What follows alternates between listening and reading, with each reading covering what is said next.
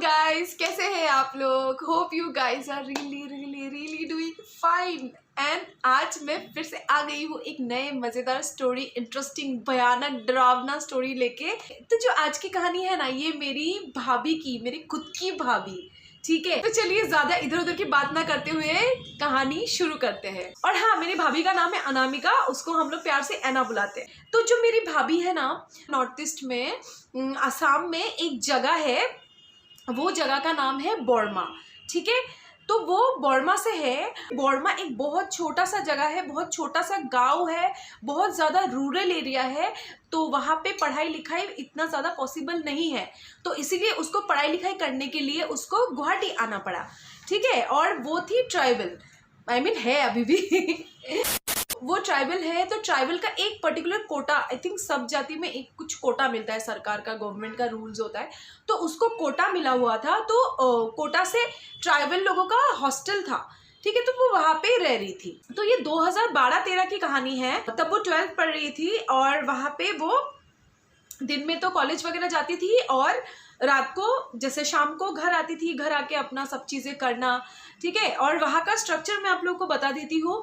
वो कैसा था ना, वो एक जैसे क्वार्टर्स होते थे, आई मीन हॉस्टल कह लो आप, क्वार्टर कह लो, वो ट्राइबल लोगों के लिए ही होता था, क्योंकि जो जॉब करते हैं या फिर पढ़ाई करते हैं और वहाँ पे आके उन्हें वो फैसिलिटी मिलता था वो रहने के लिए। और वो कैसा था ना, 3 या 4 स्टोरीज के थे। और वहाँ पे ना जैसे हर एक फ्लोर में जो वॉशरूम होते थे वो कॉमन होते थे, ठीक है। जैसे और कैसा है, एक फ्लोर है, इधर घर है, इधर घर है, ठीक है। और एकदम एंड में मतलब वो वॉशरूम रहेगा, मतलब एकदम कोपचे में, कोने में। वो बिल्डिंग्स जो थी ना, वो बहुत ज़्यादा पुरानी, बहुत ज़्यादा। मेरी भाभी ने बोला कि बहुत ज़्यादा उसको डर लगता था रात को उसको वॉशरूम जाने में। उसका जो टॉयलेट था, आई मीन हर फ्लोर में सेम ही कोने में ही रहता था। और वो वॉशरूम इतने ज़्यादा डरावने होते थे और उसको इधर उधर की आवाज़ ना आए बोल के वो हेडफोन लेके जाया करती थी, मतलब फ़ोन लेके जाया करती थी वो वॉशरूम में, ठीक है। और नहाना, टॉयलेट वगैरह सब एक ही साथ होता था।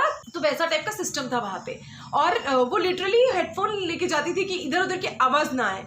नॉर्मल डेज में जैसे क्या होता है, हम लोग स्कूल जाते हैं या फिर कॉलेज जाते हैं, फिर आते हैं घर पे, आके फिर फ्रेश होके फिर 10-11 बजे 12 बजे तक सो जाते हैं ना। उसके बाद वॉशरूम जाने का इतना ज़रूरत नहीं पड़ता है। बट जब एग्जाम की बात आई, तब तो भाई आपको रात रात पढ़ना पड़ेगा, रात रात जगना पड़ेगा। तब आप क्या करोगे। तो ऐना बताती है कि उसका जब एग्जाम का टाइम आया ना, तो उसको उस टाइम पे वॉशरूम जाना ही पड़ेगा लेट नाइट। तो उसने कहा कि एक बार पढ़ते पढ़ते बहुत लेट हो गया था, उस टाइम पे 3 बज रहे थे। और एक चीज, जहाँ पे वॉशरूम था ना, वो जगह इतना ज्यादा डरावना लगता था ना, मतलब दिन में ही डरावना लगता था, और रात में कैसा लगेगा वो आप समझ लो। तो वो वॉशरूम गई और इतना ज्यादा मतलब नेगेटिव फील हो रहा था उसको। रात को 3 बज रहे, ठीक है। और एक फ्लोर सुनसान सा, और इतनी पुरानी बिल्डिंग, कब टूट के गिर जाए कुछ भरोसा नहीं है। और रात को 3 बज रहे, ठीक है। तो कैसा लगेगा, इमेजिन करके देखो और जब वॉशरूम में थी ना, तो उसको अजीब सा आवाज आया, ठीक है, ऐसे आवाज आया उसको इस तरीके का। तो उसने अवॉइड किया और जोर से उसने हेडफोन का साउंड बढ़ा दिया, आवाज बढ़ा दिया। और ऐसे टाइम में ना इंसान को पता रहता है कि उस चीज से हम लोग, ना ही उस जगह से हम लोग अभी निकल सकते हैं, ना ही हम कुछ कर सकते हैं।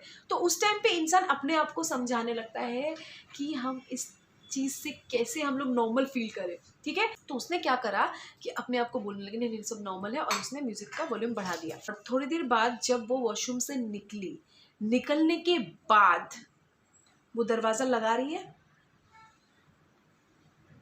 और एकदम से होता है ना, आपके टेढ़ा आँख से आप देख रहे हो, आपको आप डायरेक्ट इस तरफ नहीं देख रहे हो, बट आपकी आंखें मतलब इस तरफ आपके जा रहे हैं ना। और उसको आवाज आया फिर से ऐसा।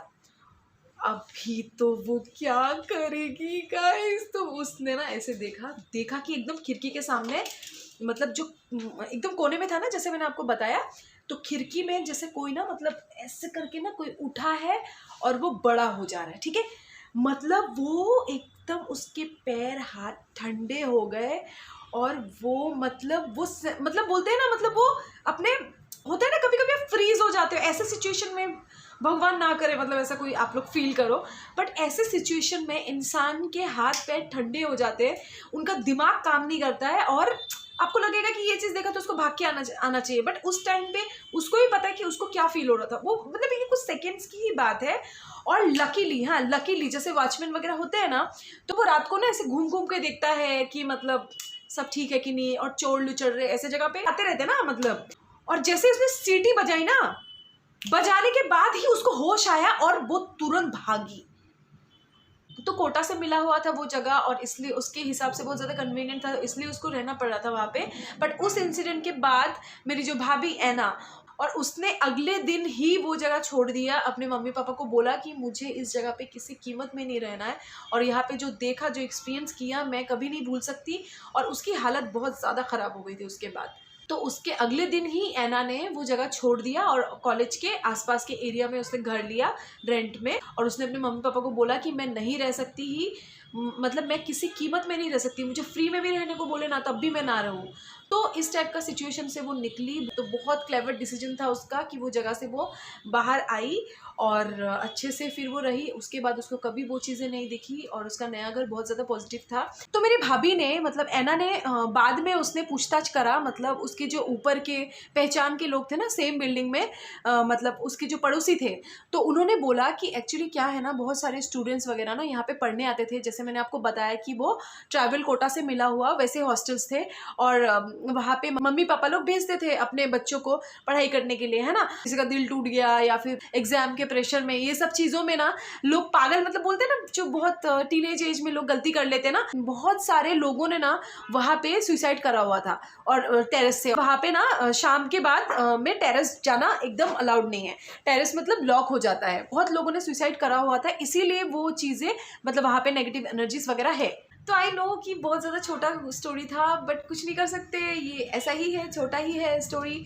और मेरी भाभी ने मुझे कल रात को ही बताया। मैंने भाभी को पूछा, भाभी मुझे ना अपने चैनल में ना रियल स्टोरी ही डालती हूँ। भाभी को कल रात को पूछा कि तुम्हारा कोई हॉरर एक्सपीरियंस है तो बोलो मुझे, मैं अपने यूट्यूब चैनल में बताऊँगी। तो शी सेड ये वाला स्टोरी, तो इसलिए मैंने आप लोग के साथ शेयर किया। और अगर अच्छा लगे तो लाइक शेयर सब्सक्राइब ज़रूर करना, और एक प्यारा सा कॉमेंट ज़रूर कर देना, मुझे बहुत खुशी होती है देख के। और आज के लिए बस इतना ही रहने देते हैं। बाय।